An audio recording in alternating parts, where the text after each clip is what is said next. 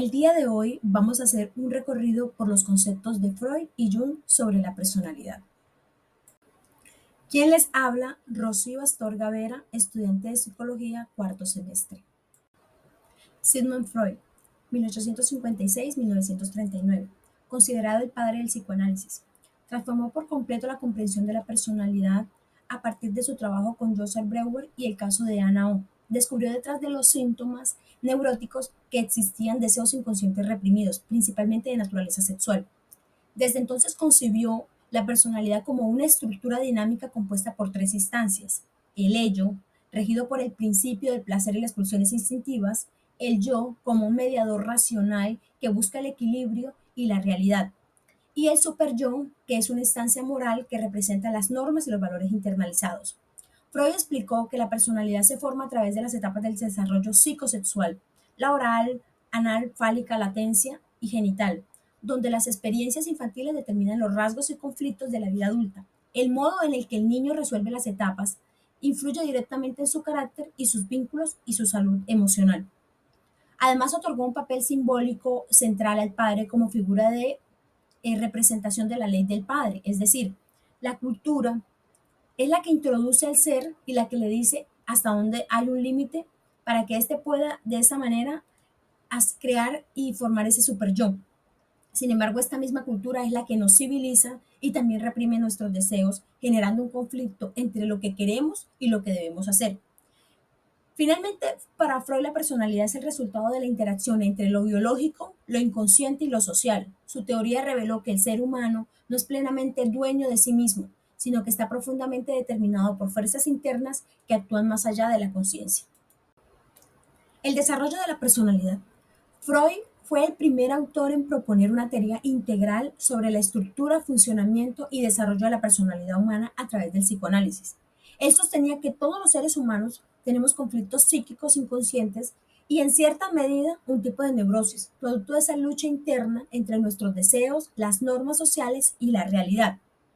Para comprender esta complejidad, Freud desarrolló 5 modelos teóricos que explican cómo funciona la mente y cómo se forma la personalidad: el topográfico, estructural, dinámico, económico y genético. Estos modelos se complementan entre sí y describen los diferentes niveles de fuerzas y etapas que configuran el ser humano. Empecemos con el modelo topográfico, el mapa de la mente. Freud representa este modelo en el libro La interpretación de los sueños en el año de 1900, donde compara la mente con un iceberg. El inconsciente es la parte de la mente que contiene pensamientos, emociones y percepciones actuales. Ejemplo, estás leyendo un texto sobre psicología y piensas: wow, qué interesante es este tema de Freud. Aquí eres consciente de lo que piensas y de lo que sientes. En el preconsciente es el puente entre lo consciente y lo inconsciente. Guarda toda la información accesible con poco esfuerzo. Ejemplo, alguien te pregunta cuál es el nombre de tu profesor de teoría de la personalidad. No lo recuerdas de inmediato, pero tras unos segundos llega la información y dices: ah, ok, se llama Edgar. El inconsciente es la parte más profunda. Allí se almacenan los recuerdos reprimidos, los deseos prohibidos y las experiencias dolorosas. Ejemplo, imagina que alguien que tiene miedo de nadar porque tuvo una experiencia traumática en el pasado. Ese miedo puede residir en el inconsciente y afectar el comportamiento sin que esa persona sea consciente de ello. Freud sostiene que el inconsciente domina la mayor parte de nuestra conducta y lo que reprimimos sigue actuando desde las sombras. Por eso entender el inconsciente es esencial para comprender la personalidad y los conflictos internos del individuo. En el modelo estructural, el yo y el ello fueron desarrollados por Freud en 1923 y explican las tres instancias psíquicas que interactúan y cómo se equilibran. El ello es la parte más primitiva, regida por el principio del placer. Busca la satisfacción inmediata de los deseos e impulsos. Por ejemplo, cuando alguien siente un conflicto entre el deseo, ello, de ir a una fiesta y la responsabilidad, super yo, de hacer la tarea, el yo actúa como un mediador. Hace que la persona realmente sea consciente de que es mucho más importante desarrollar la tarea que irse a divertir.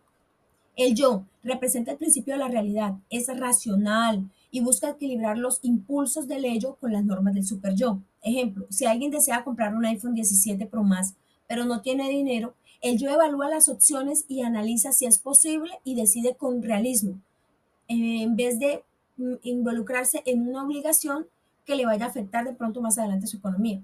El super yo es la parte moral formada por la educación y los valores, las normas sociales. Ejemplo, si una persona tiene una tentación de copiarse en un examen, el super yo genera una culpa y lo hace recordar que hacer trampa no es correcto. Entonces la persona toma la decisión de acuerdo a sus valores y no lo hace. Estos tres sistemas están en una constante tensión. La personalidad sana surge cuando el yo logra mantener un equilibrio entre las exigencias del ello y del super yo. Si uno domina al otro, pueden aparecer neurosis, ansiedad o conductas impulsivas. El modelo dinámico. El modelo se centra en las fuerzas internas que chocan dentro de la mente, los impulsos instintivos, que son las pulsiones, y los mecanismos de defensa del yo. Freud explicó que la mente vive un conflicto. Una parte busca gratificación inmediata, mientras que otra busca mantener el control. Ejemplo, cuando una persona proyecta sus propios sentimientos de enojo a otra persona diciendo, esta persona está enojada conmigo, aunque en realidad quien siente el enojo es esa misma persona. Ella de una u otra forma se genera es un daño a sí misma. Eh, los mecanismos de defensa más comunes que tenemos son negar, decir no tengo ningún problema aunque haya evidencias, reprimir, olvidar un trauma por más doloroso que pueda llegar a ser, una formación reactiva, tratar con excesiva amabilidad a alguien que se le siente fastidio, una regresión, un adulto que hace berrinches ante una dificultad, una proyección, atribuir a otros los propios impulsos o deseos, una proyección, atribuirse una racionalización, reprobé porque el examen era injusto, una compensación, destacar en lo intelectual pero ocultar inseguridades físicas, y una sublimación, canalizar impulsos inaceptables hacia el arte o el deporte. Los mecanismos de defensa no son malos, son estrategias protectoras del yo para mantener un equilibrio emocional. Sin embargo, cuando se usan en exceso, distorsionan la realidad y pueden afectar la adaptación psicológica. El modelo económico. Freud emplea el término económico para señalar que la mente funciona como una economía de energía psíquica, en la cual la energía debe ser regulada para evitar la sobrecarga o el agotamiento. Por ejemplo, la pulsión de vida puede manifestarse en la búsqueda de relaciones y amistades, mientras que la pulsión de muerte puede estar detrás de comportamientos autodestructivos, es decir, alguien que adopta conductas para dañar su bienestar. Freud propuso tres clasificaciones sobre las pulsiones que explican las fuerzas que impulsan la conducta humana. La primera, la pulsión sexual y de autoconservación. La pulsión sexual es la libido, busca la reproducción y la gratificación. La pulsión de autoconservación se orienta a la supervivencia de un individuo. Las pulsiones objetales y narcisistas son pulsiones que se dirigen a objetos o personas externas para lograr una satisfacción. Esas pulsiones narcisistas también se orientan hacia uno mismo, mostrando la relación entre el yo y mi entorno. La pulsión de vida y muerte, la pulsión de vida incluye los impulsos de la supervivencia, gratificación y la sexualidad, es la del eros. Y la pulsión de muerte, tánatos, implica una tendencia destructiva hacia uno mismo o hacia los demás. La pulsión de vida y muerte puede manifestarse en la búsqueda de las relaciones y amistades, mientras que la pulsión de muerte puede estar siempre detrás de comportamientos destructivos. Freud creía que las pulsiones sexuales y de muerte coexistían en la mente humana y que el equilibrio entre ambas pulsiones era la clave para el bienestar. El modelo genético es una de las teorías más conocidas por Freud, también llamada teoría del desarrollo psicosexual. Estas teorías sostienen que la personalidad se desarrolla a lo largo de 5 etapas, cada una de las cuales se caracteriza por el foco en la zona erógena. La teoría sugiere que las experiencias de la infancia son determinantes en la configuración de la personalidad adulta, ya que las fijaciones en cada una de las etapas pueden influir en el comportamiento y en la salud mental a lo largo de la vida del ser humano. Las fases del desarrollo genético se explican a través de 5 fases. La primera es la fase oral.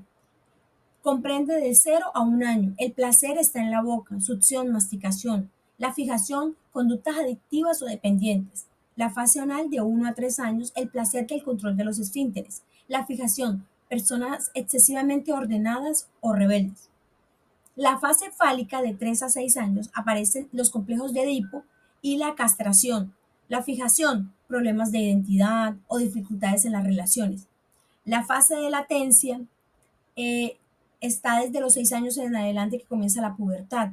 Hay una energía sexual reprimida, se enfoca en el aprendizaje, desarrolla el desarrollo de las habilidades sociales y los valores morales. En la fase genital, que es la adolescencia en adelante, hay una madurez afectiva y sexual. Hay una capacidad de generar relaciones estables y afectivas. Freud sostenía que los trastornos psicológicos de la adultez podían derivarse de la fijación en alguna de estas etapas o de una insatisfacción temprana en una fase específica. Finalmente podemos decir que estas teorías de Freud, aunque controvertidas y discutidas durante muchas décadas, han dejado una huella profunda en la psicología y en el pensamiento contemporáneo sobre la mente. Su enfoque sobre los conflictos internos, las etapas del desarrollo infantil, la estructura psíquica, han sido fundamentales para entender tanto los trastornos psicológicos como la motivación humana. Freud invita como a reflexionar sobre el papel que juegan los deseos reprimidos, las normas sociales y la energía psíquica en nuestro comportamiento cotidiano. A pesar de las críticas y revisiones posteriores, las 5 teorías sobre la personalidad siguen siendo un marco de referencia clave e importante en la psicología y el análisis de la naturaleza humana. Carl Gustav Jung, 1875-1961, fundó Escuela Psicológica Analítica. Desde la psicología analítica, la personalidad o psique se consigue como una totalidad viva compuesta por elementos conscientes e inconscientes que interactúan constantemente para mantener un equilibrio interior. Su objetivo no es solo adaptarse al entorno, sino alcanzar la integración del ser. Este proceso lo llamó Jung individuación, que es un camino del autoconocimiento mediante el cual el individuo se une su yo consciente con las dimensiones profundas del inconsciente personal, donde guarda recuerdos, impulsos y emociones reprimidas, y el inconsciente colectivo, que contiene los arquetipos y símbolos universales que dan forma a la experiencia humana. Para Jung, la persona no es únicamente el carácter que mostramos, sino una estructura psíquica compleja compuesta por varias partes. El yo, que representa la conciencia de sí; la sombra, donde se alejan los aspectos negados; la persona o la máscara social; el ánima y el animus, que son las energías femeninas y masculinas internas; y el sí mismo, que es el self, como centro espiritual y símbolo de la totalidad psíquica. El desarrollo de la personalidad, según Jung, implica integrar los opuestos, razón y emoción, luz, oscuridad, masculino y femenino, para lograr un equilibrio auténtico. La personalidad entonces no es un estado fijo, sino un proceso de autodescubrimiento continuo que exige hacer entonces lo consciente a lo inconsciente. Cuando Jung afirma, no se llega a la iluminación fantaseando sobre figuras de luz, sino haciendo consciente la oscuridad. Alcanzar esa totalidad es lo que permite trascender el sufrimiento, encontrar sentido y vivir en completa plenitud y autenticidad. Explicar de forma sencilla cómo se compone la personalidad según Jung es entrar en el camino de explicar que está constituida por 3 partes. Inicialmente, el yo, que es el ego, es la parte consciente de nuestra personalidad, el centro de nuestro campo de conciencia, lo que nos da sentido e identidad y continuidad. El inconsciente personal, que contiene nuestros recuerdos, nuestros pensamientos, los sentimientos que actualmente están en nuestra conciencia, lo que puede recuperarse fácilmente. Es algo muy similar al concepto de Freud. El inconsciente colectivo, que es un concepto único de Jung, son patrones innatos y universales de pensamiento e imágenes heredadas de nuestros ancestros y compartidos por toda la humanidad. No se aprenden, sino que forman parte de nuestra materia prima biológica. Para Jung era importante establecer también los arquetipos, que son las imágenes o patrones universales que residen en el inconsciente colectivo, que influyen en cómo experimentamos el mundo y cómo nos comportamos. Hay varios arquetipos, entre ellos está la persona, que es la máscara social que representamos al mundo, diseñada para causar una impresión específica y a veces ocultar nuestra verdadera naturaleza. La sombra, que es el lado oscuro y oculto de nuestra personalidad, que es la que contiene rasgos que la sociedad considera inaceptables y que preferimos negar o reprimirnos. El ánima y el animus, que es el lado femenino inconsciente en los hombres, ánima, y el lado masculino inconsciente en las mujeres, animus. El sí mismo, el self, el arquetipo central y más importante que representa la totalidad de la psique y el impulso hacia la unidad y el equilibrio. Los tipos psicológicos. Jung propuso 8 tipos de personalidades que resultan de la combinación de actitudes básicas: introversión, extraversión, con las 4 funciones psíquicas: pensamiento, que es el razonamiento; el sentimiento, que son los aspectos emocionales; la sensación, que es la percepción sensorial; la intuición, que es el conocimiento inmediato de lo que subyace. Cada tipo describe una forma de característica de percibir, sentir y actuar en el mundo.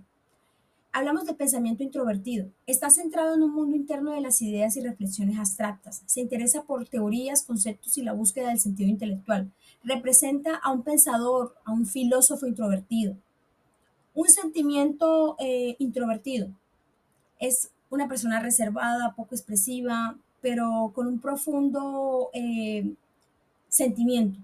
Forma vínculos estrechos, es sincero, aunque es un poco individualista.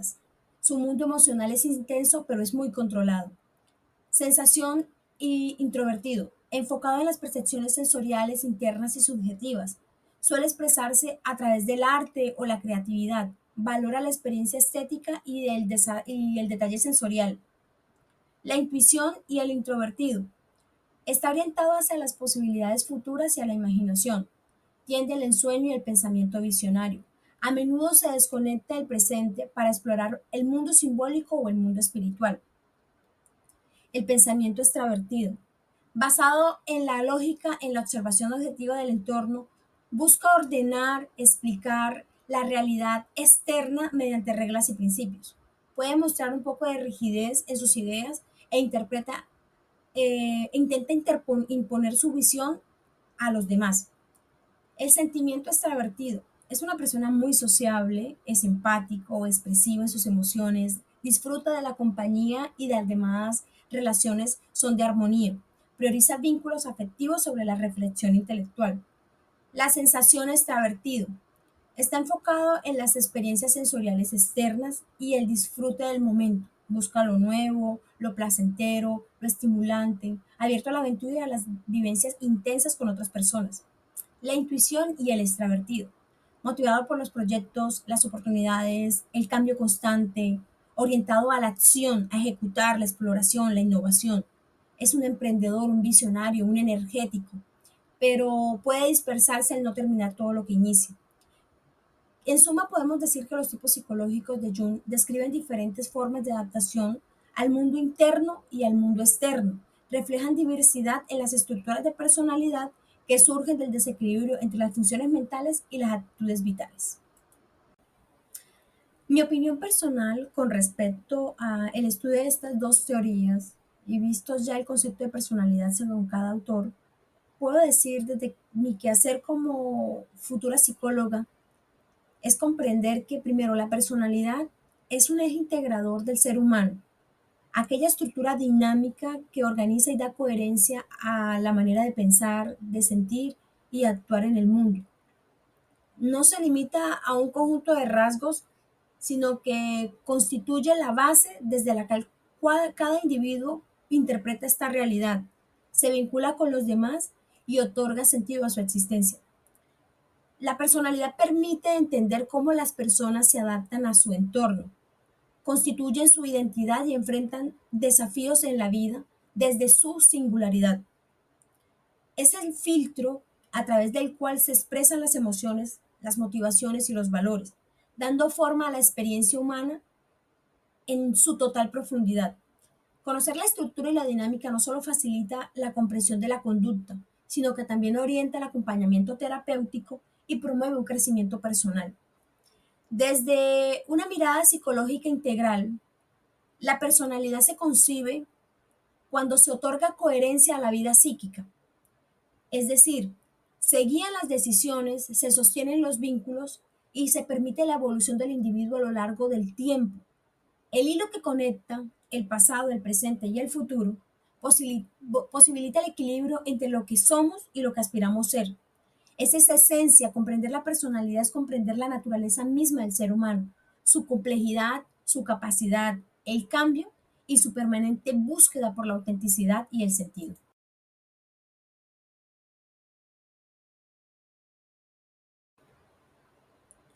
Muchas gracias.